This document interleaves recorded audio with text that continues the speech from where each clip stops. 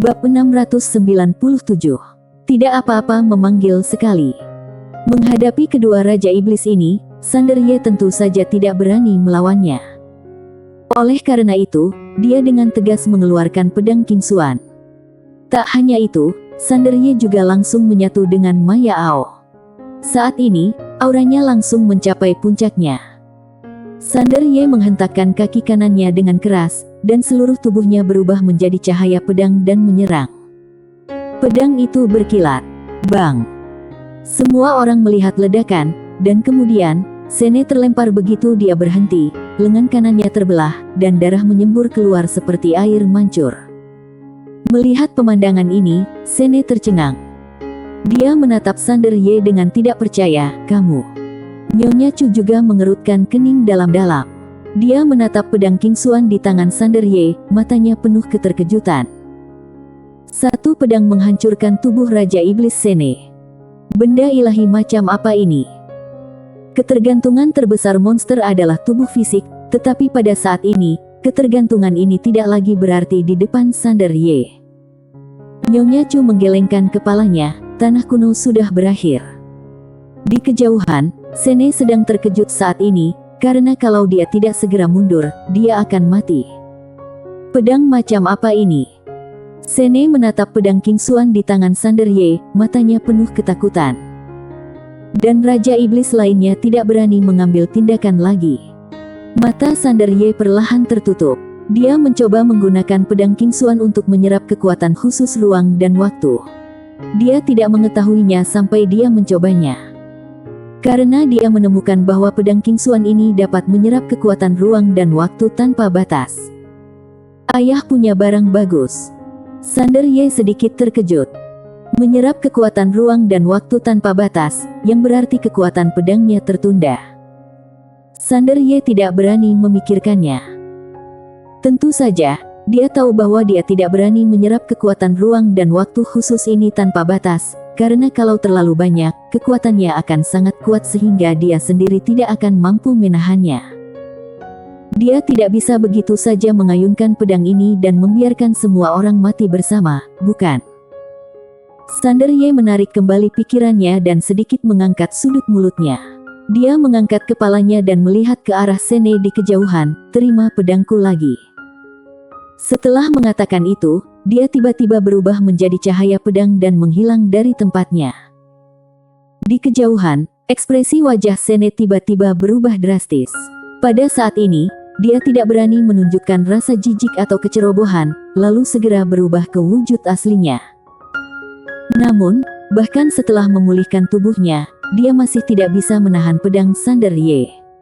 Bang! Dengan mata semua orang yang penuh keheranan, Sene langsung terpental. Tidak hanya itu, tubuhnya juga meledak sedikit demi sedikit saat terbang keluar. Dihancurkan dengan satu pedang. Melihat pemandangan ini, Raja Iblis lainnya tercengang. Pedang ini menghancurkan tubuh Sene. Tidak hanya itu, saat Sene berhenti, jiwanya menjadi ilusi. Ini adalah pembunuhan langsung dengan satu pedang. Raja Iblis wanita itu melihat pemandangan di depannya. Pikirannya menjadi kosong. Kekuatan ini agak terlalu keterlaluan. Pada saat ini, Sene, yang belum sepenuhnya mati, juga sangat tidak percaya. Dia melihat pedang Kingsuan di tangan Sanderye di kejauhan, pedangmu. Mata Sanderye perlahan tertutup. Kekuatan. Dia menemukan bahwa ketika pedang Kingsuan menyerap kekuatan ruang dan waktu khusus tanpa batas, dia benar-benar merasa tak terkalahkan. Tentu saja, kali ini dia sangat rasional. Dia tahu bahwa ini adalah kekuatan pedang dan kekuatan khusus ruang dan waktu, itu tidak ada hubungannya dengan dia, Sanderye. Perasaan ini memang sangat menyegarkan, dan orang akan mudah kehilangan dirinya.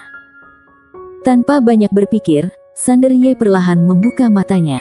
Dia melihat ke arah Sene di kejauhan. Jelek. Sene langsung musnah. Dan cincin penyimpanannya disimpan oleh Sanderye.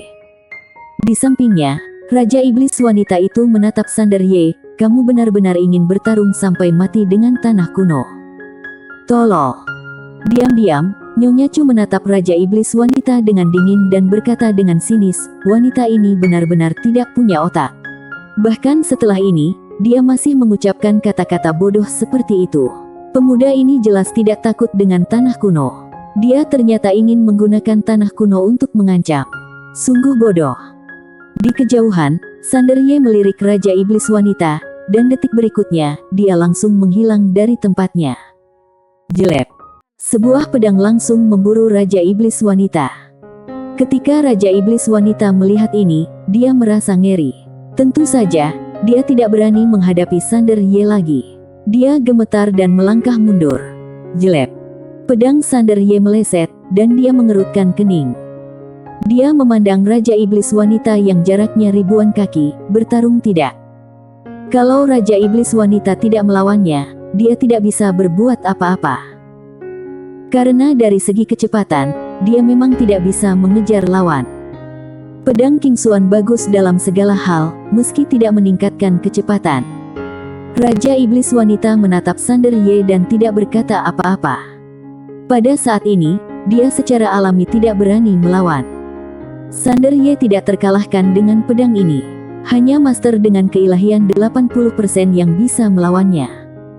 Dengan kata lain, Sanderye saat ini jelas merupakan eksistensi yang tak terkalahkan dengan 80% keilahian. Melihat Raja Iblis Wanita terdiam, Sanderye menggelengkan kepalanya, membosankan. Setelah mengatakan itu, dia mengangkat kepalanya dan menatap langit berbintang. Saat ini, Arya masih bertarung dengan cahaya raksasa. Belum selesai. Sanderye mengerutkan kening. Tapi pada saat ini, kehampaan tiba-tiba hancur, dan detik berikutnya, monster jatuh langsung dari kehampaan. Ketika semua orang melihatnya, itu adalah cahaya raksasa. Kalah dalam pertarungan. Saat ini, Arya juga muncul di samping Sanderye. Dia melirik Sanderye dan tidak berkata apa-apa. Sanderye memandang Arya dan berkedip, dia ingin bertarung dengan Arya. Dia mengaku sedikit sombong sekarang, namun dia memang sangat percaya diri. Saat ini, dia benar-benar merasa tak terkalahkan. Pedang King Xuan. Kekuatan ruang dan waktu khusus yang dapat diserap tanpa batas. Bahkan Arya seharusnya tidak sanggup menanggungnya, bukan? Arya sepertinya telah membaca pikiran Sanderye. Dia menjilat manisan Hao dan berkata, ingin main dua jurus. Sanderye mengangguk, ya. Tapi, secukupnya saja. Arya mengangguk, aku akan membiarkanmu menyerang dengan pedang terlebih dahulu. Sanderye berkedip, bukankah ini tidak bagus? Arya menunjuk kepalanya, ini, potong dari sini. Sanderye ragu-ragu sejenak, lalu berkata, aku sangat kuat sekarang. Arya memelototinya, sedikit tidak puas, lalu kenapa bawel? Potong saja kalau disuruh. Sanderye tiba-tiba menebas kepala Arya dengan pedang. Bang! Dalam sekejap, kekuatan mengerikan langsung menghempaskan Sanderye. Sanderye terbang ribuan kaki jauhnya. Saat Sanderye berhenti, pedang King Xuan di tangannya sedikit bergetar, dan seluruh tubuhnya mati rasa. Arya tidak terluka. Sanderye merasa mati rasa. Apakah tubuh fisik Arya begitu berlebihan? Dari kejauhan, Arya memandang Sanderye dengan tenang, giliranku. Setelah mengatakan itu, dia langsung mengepalkan tangan kecilnya. Melihat ini, Sanderye dengan cepat berkata, aku menyerah. Aku menyerah. Dia tidak berani melawan Arya dengan keras. Pukulan ini mungkin akan membunuhnya. Melihat Sanderye langsung menyerah, Arya mengerutkan bibirnya dan berkata, aku tidak akan memukulmu sampai mati, jadi apa yang kamu takutkan? Sanderye. Dalam kegelapan, semua orang melihat pemandangan di depan mereka dan diam-diam menggelengkan kepala. Kedua orang ini benar-benar tidak menganggap serius tanah kuno dan keluarga Sen. Tapi saat ini, semua orang memahaminya. Sanderye ini memang memiliki kemampuan untuk tidak menganggap serius tanah kuno dan keluarga Sen. Sanderye berhenti bertarung dengan Arya. Dia melihat cahaya raksasa di kejauhan. Saat ini, cahaya raksasa itu belum mati, tapi telah terluka parah oleh Arya. Melihat adegan ini, Sanderye melirik ke arah Arya, merasa sedikit terkejut dengan kekuatan sebenarnya dari Arya. Jumang memandang Arya menjilati manisan Hao di kejauhan, matanya dipenuhi rasa tidak percaya. Benar-benar ditekan. Baik itu kecepatan, kekuatan, atau pertahanan fisik. Dia ditindas semuanya. Jumang menoleh untuk melihat Raja Iblis wanita di sampingnya, beritahu Tuan Yueni. Dia tahu bahwa masalah ini bukan lagi tanggung jawabnya. Wajah Raja Iblis wanita menjadi gelap, tidak dapat dihubungi. Jumang mengerutkan kening, tidak bisa dihubungi. Raja Iblis wanita mengangguk. Ketika Sene terbunuh, dia mulai mencoba menghubungi Yueni, tetapi dia terkejut saat mengetahui bahwa dia tidak dapat menghubungi Yueni sama sekali. Yueni sepertinya telah menguap. Wajah Jumang menjadi gelap, bagaimana mungkin? Saat dia mengatakan itu, dia juga mencoba menghubungi Yueni menggunakan metode rahasia, tapi pihak lain seolah-olah tersesat di laut dan tidak ada respon sama sekali. Jumang mengerutkan kening dalam-dalam. Saat ini, Sander Ye di kejauhan tiba-tiba berkata, "Apakah kamu panggil orang?" Jumang Yi memandang Sander Ye dan tidak berkata apa-apa. Sander Ye hendak berbicara, tetapi pada saat ini, sebuah suara tiba-tiba datang dari kehampaan, Sander Ye. Sander Ye perlahan mengangkat kepalanya, orang yang berbicara tidak lain adalah Karto Sen. Karto Sen menatap Sander Ye, sudah waktunya untuk mengakhiri. Setelah mengatakan itu, dia merentangkan telapak tangannya, dan sebuah token perlahan naik ke udara dari tangannya.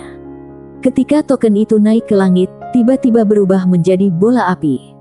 Bayangan itu perlahan memadat, dan saat bayangan itu mengembun, tekanan aura yang menakutkan tiba-tiba menyelimuti semua orang di lapangan. Diam-diam, ekspresi Nyonya Chu berangsur-angsur menjadi serius, nenek moyang keluarga Sen, Hato Sen. Setengah langkah menuju 90% keilahian. Itu hanya bayangan virtual, tapi auranya telah menekan semua orang yang hadir. Setengah langkah menuju 90% keilahian, bagi 80% keilahian, itu juga merupakan jurang yang tidak dapat diatasi. Karto Sen menatap Sander Ye di bawah, hampir gila, Sander Ye, bukankah ada 90% keilahian di belakangmu? Ayo, panggil dia keluar.